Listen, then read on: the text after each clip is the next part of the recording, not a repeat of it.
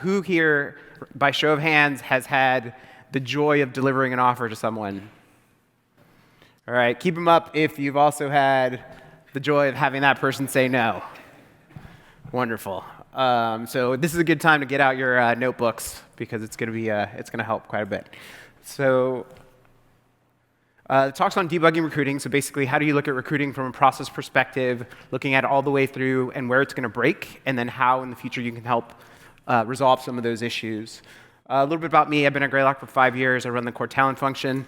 The metrics from Jerry were close, but not all the way there. So maybe every other day we help with an offer. Every day would be pretty amazing. I was early at Mozilla with John, one of the first 20 people, and I do some philanthropy work. I spent a summer last year working for the White House with the US Digital Service.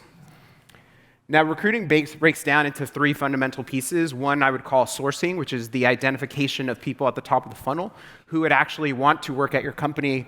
Then you take those people and you run them through a set of questions, interviews that focus on their abilities, their work history, maybe a coding practical, and then some sort of culture fit. And then last is the conversion piece of making them an offer and getting them to accept it. I always start with conversion, because if that doesn't work, nothing else really matters. And so conversion means the delivery of the offer and actually getting acceptance. And I think of a conversion, like a healthy rate is about a 70% acceptance rate. Like, it's impossible to get 100% or very difficult to get 100%. But anything below that, there's some issues that you need to address. So some of the basic mistakes that people make from a conversion perspective is the person was just not fundamentally ready to receive the offer. So you didn't do all the setup work to make sure that they were mentally prepared to get and accept that offer. There was unclear expectations about the role. The decision, you didn't understand when they were looking to make a decision and either made the offer too late or too early. Compensation was off, so didn't understand what the person was either expecting, what they're currently making, and you were just off from a cash perspective. And then the last, if there were specifically unaddressed organizational issues, and I'll get into a few specifics, or if the process was just busted. And so being able to analyze those and understand them. So I introduced a principal engineer to one of our companies. They'd gone through the process, delivered an offer, called the candidate to see kind of how they stood, and the person said, well, I don't know what the company does.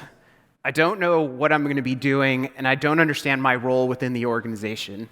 So there's no way that person was in a position to accept that offer. So we went through, gave them a bit more rundown on what the company was doing, went back to the expectations for the role, what they were going to be doing, and how they fit into the organization from a broader perspective. So we're able to kind of get that person back from, I have no idea if I want to work here, to joining the company and being a very successful contributor. Last night, I was talking to a VP of engineering at one of our companies who was looking to hire a head of talent, and I talked to the head of talent. Well, they were both ready to make an offer. And so I went to talk to the person that was going to receive an offer and said, okay, what are all the issues that you have? Well, the role seems funky, that they're creating a role for me that seems like a hodgepodge of different things, and it's not exactly what I expected in the beginning. So I called the VP of engineering and said, here's what I'm hearing from the candidate. And he said, well, that's not exactly it at all. We want him to run this entire part of an organization. It's pretty broad. So I went back to the candidate and translated what the VP of engineering was saying. And we'll find out today if he accepted the offer. But I gave it a 0% chance yesterday. I give it a good 80% chance today. An offer checklist. So I developed this for one of our young CEOs. So basically, the set of things that you need to run through before you actually deliver an offer to someone. So fundamentally, do you know how they're making the decision and what they value? So is it the role? Is it location? Is it compensation?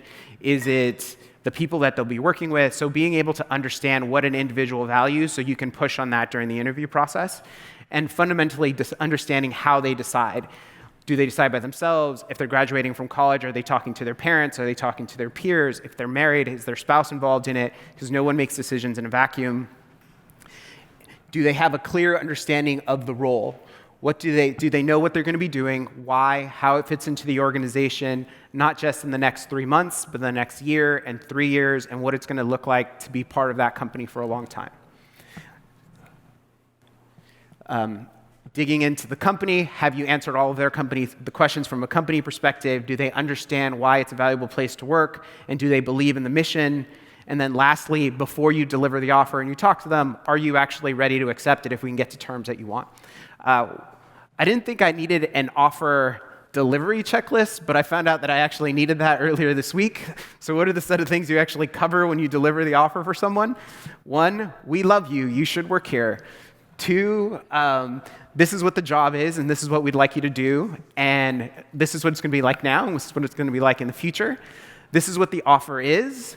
Here's what the equity is, and here's how you can understand the equity based upon where we are as a company and what it's potentially worth at various outcomes. And then lastly, basic benefit questions, and finish with, are there any other questions that you have about the offer? And I didn't think I'd have to say this, but I was surprised at how often that you have to have a list of those things to walk through. So from a evaluation perspective, so a great candidate experience will fix leaky bucket. And the leaky bucket is losing people at various stages in the interview process. And honestly, if you have a consistent process, you're better than most of the companies out there. So the biggest mistakes from an evaluation perspective are time in the process. The clock starts from the first time you have a conversation with that person. So even if they weren't active, they're active now, and so they will start to engage other people as soon as you start that.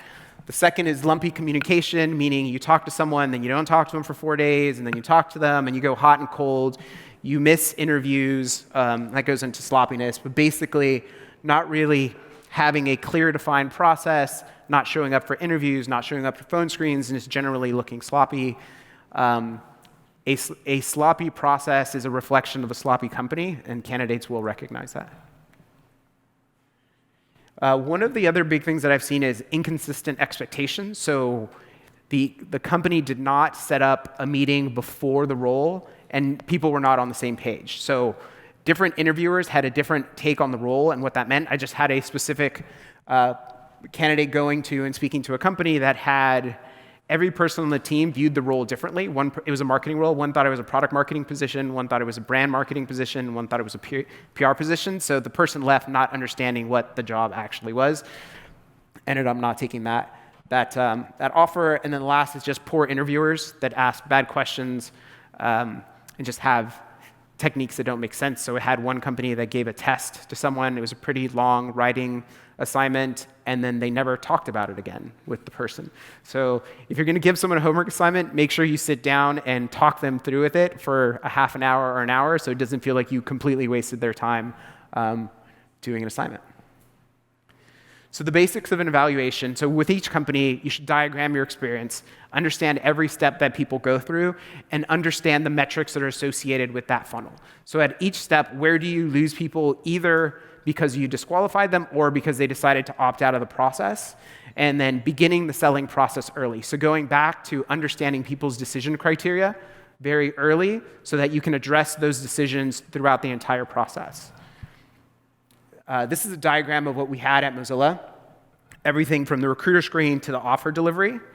So if you have a lot of people that you're interviewing and you don't make any offers, that means something is wrong with your evaluation process. So either no one is good enough to make it through.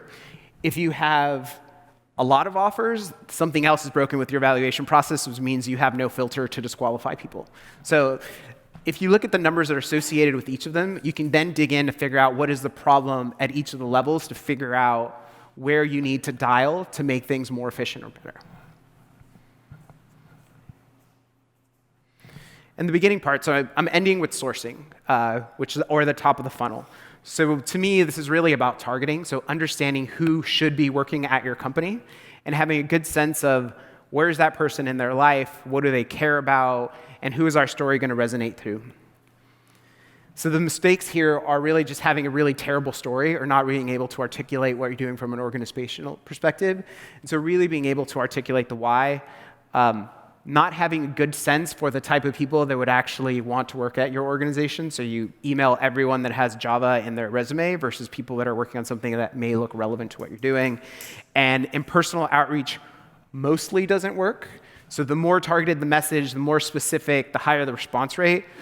I put mostly in in starred, because if you actually do a bunch of high output, so say we were to automate a campaign targeted at hundreds of people, conversion would be low, but it would be enough that you could still get it done. But that's a more advanced recruiting. So storytelling, I usually say that focusing on a couple different things. So one is the why of the company. So why do we exist? What are we trying to do? Why does this company actually need to be around? What is unique about us? And what is the story of relevance to the individual? So you, as a person that we're interviewing, have a place in this story, and this is the place in the story where you're going to help us be very successful. And the more you can make it relevant to the individual, the more they're going to feel attached to the company in the interview process, and helping them understand why they should care about the company, about you, and about how it could be great for them, and how great they can contribute. So Daniel Pink's book, Drive, is great to being able to help people with autonomy and purpose. And the more that you can show that in the interview process, the better chance you have at conversion. And getting everyone on the company able to tell the story is incredibly important, because every touch point that a candidate has is someone else that's talking about your company. And if they don't know how to do that, then that is a problem. Sourcing, making sure you have the right target set, and that goes back to understanding the right profile.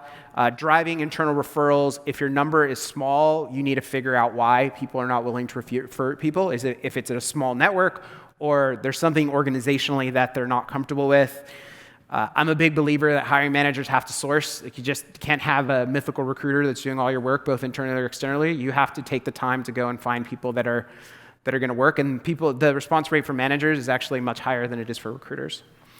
And I believe in bringing in an in-house recruiter early. I've interviewed as early as in the founder's living room before they had any employees. And it just shows a commitment to being very, very good at recruiting.